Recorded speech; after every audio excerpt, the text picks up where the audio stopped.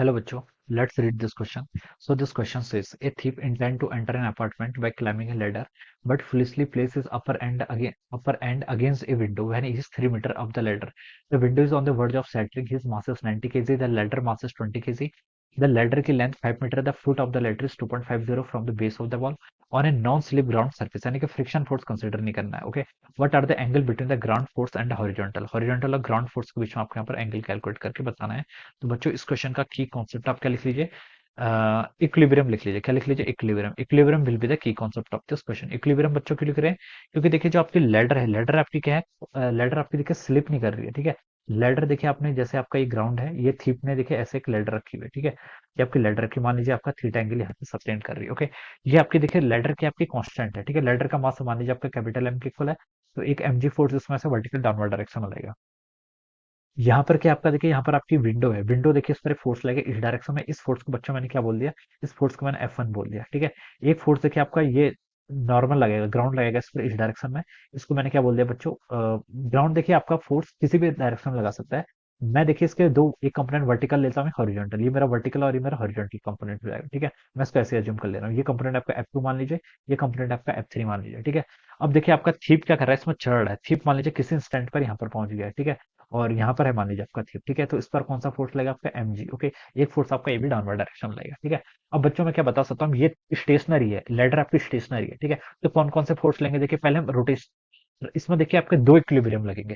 देखिए जो आपकी लेडर है, लेडर की टेंडेंसी है रोटेट करने की, क्या है? ये रोटेट कर सकती है. तो यहाँ पर लेकिन आपकी कांस्टेंट है, तो मतलब हम बता सकते हैं कि इक्विलिब्रियम पे है, तो यहाँ पर आपका रोटेशनल इक्विलिब्रियम की कंडीशन मिलेंगे और ट्रांसलेशनल इक्विलिब्रियम की. ट्रांसलेशनल इक्विलिब्रियम कंडीशन से बताता है कि नेट फोर्स आपका क्या है? जीरो के इक्वल है. ठीक है. ये मान लीजिए आपकी हॉरिजॉन्टल एक्सिस है, this is my vertical axis. Vertical direction में कौन कौन सा फोर्स लग रहा है? एक फोर्स F2 लग रहा है. आपकी क्या है? इक्विलिब्रियम पे है, तो वर्टिकल डायरेक्शन में जितने फोर्स लेंगे वो इक्वल हो जाएंगे. ठीक है. तो F2 किसके इक्वल होगा? Capital M plus small m times g के इक्वल. ठीक है. ये मैं लगा सकता हूँ from the condition of translational equilibrium along axis. अब एक्स एक्सिस के अलोंग ट्रांसलेशनल इक्विलिब्रियम की कंडीशन लगाइए. एक्स एक्सिस के अलोंग एक तो आपका F3 एक्ट कर रहा है, एक F1 एक्ट कर रहा है, और मैं बता सकता हूँ F1 F3 की वैल्यू क्या हो जाएगी, यहाँ से इक्वल हो जाएगी. ठीक है. ये तो मेरा ट्रांसलेशनल इक्विलिब्रियम आ गया. अब बच्चों रोटेशनल पे आते हैं. रोटेशनल के लिए देखिए आपको एंगल फाइंड आउट करना पड़ेगा. ठीक है. ये एंगल बच्चों देखिए कैसे फाइंड आउट करेंगे. आपको देखिए यहाँ पर कुछ डिस्टेंस क्वेश्चन में गिवन कर रखी है. When the tip is 3 metre above the ladder, यानी कि देखिए यहाँ से लेकर यहाँ तक की डिस्टेंस आपकी 3 मीटर है. मैं इसको लिख लेता हूँ. ठीक है. 3 मीटर दे रखा है. Okay. The window is on the verge of shattering, mass 90 kg. The ladder of mass का लेडर लेंथ 5 मीटर, यानी कि देखिए यहाँ से लेकर यहाँ तक की लेडर की पूरी लेंथ आपको बच्चों कितनी दे रखी है? 5 मीटर के इक्वल दे रखी है. Okay. The foot of the ladder is 2.50, यहाँ से यहाँ तक की डिस्टेंस आपकी 2.5 मीटर गिवन कर रखी है. तो बच्चों आप एंगल आराम से बता सकते हैं. आपको देखिए बेस भी पता है, यानी कि आपको देखिए ये वाली साइड भी पता है और ये वाली साइड भी क्वेश्चन में गिवन की है. तो कॉस थीटा किसके इक्वल होता है? Base upon hypotenuse. बेस तो बच्चों आपका 2.5 के इक्वल है. ठीक है. हाइपोटेनस बच्चों कितना है आपका? 5 मीटर. तो यहाँ से 1/2 हो जाएगा, और थीटा की वैल्यू बच्चों कितनी होगी? यहाँ से आपकी 60 के इक्वल होगी. यस, कॉस 60 1/2 होता है. तो थीटा बच्चों आपका 60 आ गया. ठीक है. ये आपने कैलकुलेट कर लिया. अब देखिए बच्चों, यहाँ पर हम रोटेशनल इक्विलिब्रियम की कंडीशन लगाते हैं और कुछ वैल्यूज फाइंड आउट करते हैं, F1 F2 F3 की. ठीक है. रोटेशनल इक्विलिब्रियम में देखिए क्या बता सकते हैं, टॉर्क फाइंड आउट करना पड़ेगा. ठीक है. रोटेशनल ट्रांसलेशनल इक्विलिब्रियम का मतलब होता है net force acting zero. Rotational equilibrium का मतलब होता है net torque acting on the system is zero. ठीक है. ये मान लीजिए मेरा एक्सिस है, इस एक्सिस के बाद फाइंड आउट करना. ठीक है. अब देखिए टॉर्क किस किस का आएगा. F2 फोर्स का, F3 फोर्स का टॉर्क तो जीरो जाना है. क्यों जाना है? क्योंकि देखिए हमारे यही एक्सिस है, इसके बाद फाइंड आउट कर रहे हैं, और F2 F3 फोर्सेस इसी पॉइंट से पास कर रहे हैं, तो इनका नेट टॉर्क जीरो. टॉर्क आपका स्मॉल mg का आएगा, कैपिटल mg का आएगा और F1 का आएगा. ठीक है. टॉर्क कैसे फाइंड आउट करते हैं? R cross F. ठीक है. आर क्रॉस एफ, या फिर हम लिख सकते हैं R into F perpendicular. F perpendicular देखिए परपेंडिकुलर डिस्टेंस होती है, यानी कि यहाँ से यहाँ तक का डिस्टेंस. पहला फोर्स क्या लग रहा है आपका? mg. तो लिख सकते हैं mg, और आर परपेंडिकुलर यानी कि ये 3 मीटर डिस्टेंस है, तो ये वाली डिस्टेंस कितनी हो जाएगी आपके यहाँ से यहाँ तक की? 3 cos 30, कॉस थीटा कितना? 60. तो हम लिख सकते हैं 3 cos 60. कितना लिख सकते हैं? cos 60 की वैल्यू 1/2 लिख ली. टॉर्क किस डायरेक्शन में होगा? ये आपका आर वेक्टर है, आर क्रॉस आप क्लॉकवाइज डायरेक्शन में. सिमिलरली इस कैपिटल एमजी का टॉर्क देखिए कैसा लगेगा. ये भी आपका क्लॉकवाइज लगेगा, और कितना मैग्नीट्यूड होगा इसका? देखिए कैपिटल एम इंटू जी, ये तो आपका फोर्स हो गया, into R perpendicular. R perpendicular यानी कि यहाँ से लेकर एमजी तक की डिस्टेंस कितनी होगी? ये आपका देखिए सेंटर ऑफ मास पर लगेगा, तो ये आपकी 5 मीटर की टोटल लेंथ है, तो 2.5 की हो जाएगा. 2.5 का कॉस 60. ठीक है. तो लिख लेंगे इसके यहाँ से 2.5 का कितना? कॉस 60 की वैल्यू 1/2 लिख लिया यहाँ से. ठीक है. दो टॉर्क आ गई, और आपका एफ का टॉर्क बचेगा. ठीक है.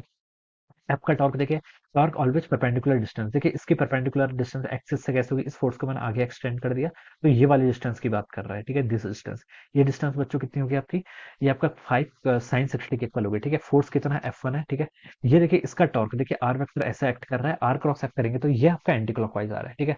ये आपका क्या आ रहा है, एंटी क्लॉकवाइज आ रहा है, इन दोनों का क्लॉकवाइज था, कैपिटल एम और स्मॉल एम का, इसका क्या है आपका एंटी क्लॉक आ रहा है, तो इसको माइनस लिख लीजिए या फिर दूसरी साइड लेके इसको इक्वल कर देते हैं, क्योंकि है तो आपके इक्विलिब्रियम में, ठीक है। तो नेट फोर्स, नेट टॉर्क आपका 0 के इक्वल होना चाहिए, ठीक है। तो ये डिस्टेंस देखिए कितनी थी आपकी, ये थी आपकी 5 sin 60 के equal, okay. F1 into 5 sin 60, sin 60 की वैल्यू होती है √3/2, ये हम यहाँ से ऐसे लिख सकते हैं। अब यहाँ पर वैल्यूज पुट कर लीजिए, ठीक है।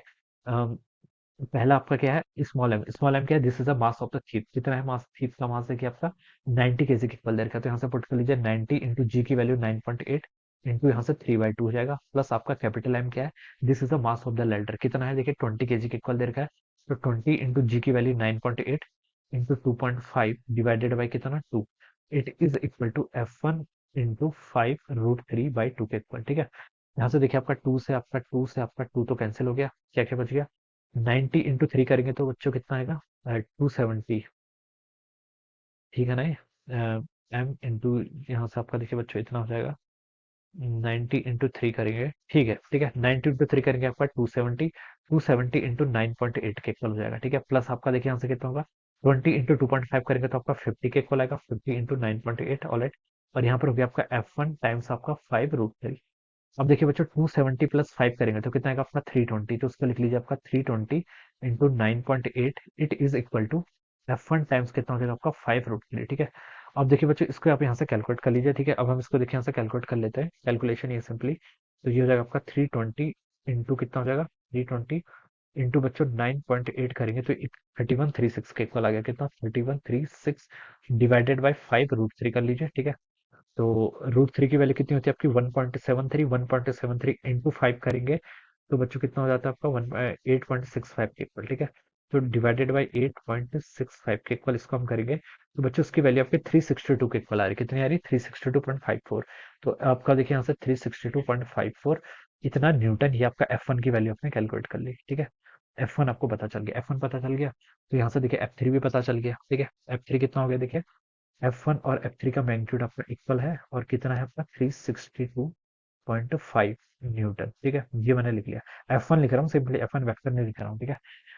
अब देखिए आपको क्या बताना था, F2 भी कैलकुलेट कर सकते हैं, F2 तो देखिए इजीली कैलकुलेट हो जाएगा, capital M plus small M, कितना है आपका 90 प्लस 20 कितना 110 इंटू जी करेंगे तो कितना होगा, 110 इंटू जी करेंगे तो जी की वैल्यू 98 9.8 होती है, 11 इंटू 98 करेंगे तो 11 × 88, 11 × 99 और 8 107, 1078 न्यूटन, ठीक है। ये आपका F2 भी आ गया आपका, ठीक है। F1 F2 F3 तीनों फोर्स कैलकुलेट कर लिए। आपसे पूछा था what are the angle between the ground force and the horizontal, ground देखिए कैसा फोर्स लगेगा, मैंने देखिए ग्राउंड के फोर्स के कंपोनेंट लिए थे, ये मेरा F2 था, ये मेरा क्या था F3 था, ठीक है। इन दोनों का देखिए रिजल्टेंट मान लीजिए कहीं F2 और F3, देखिए F2 आपका 1078 है, F3 है, ज्यादा बड़ा कौन है F2 है, तो जो रिजल्टेंट आएगा वो F2 की तरफ आएगा, ऐसा आएगा, ठीक है। तो और आपको बताना है ये जो रिजल्टेंट है इसको मैं F लिख लेता हूँ, ठीक है। F2 और F3 का जो रिजल्टेंट है इसको F लिख लिया। Angle between the ground force, ये आपका ग्राउंड फोर्स है और ये आपका हॉरिजॉन्टल, तो ये एंगल आपको बेसिकली बताना है, ठीक है। तो पहले तो आपको देखिए F कैलकुलेट करना पड़ेगा, F को क्या लिख सकते हैं देखिए, F हो जाएगा आपका रूट ऑफ F2 का स्क्वायर प्लस यहाँ से आपका F3 का स्क्वायर हो जाएगा, ठीक है। और बच्चों उसकी वैल्यूज यहाँ पर पुट कर लीजिए, F2 कितना है आपका 1078, तो आप कर लीजिए 1078 का स्क्वायर, ठीक है, प्लस F3 का स्क्वायर, F3 कितना है 362.5 का स्क्वायर, कैलकुलेशन थोड़ी सी लेंदी है, ओके।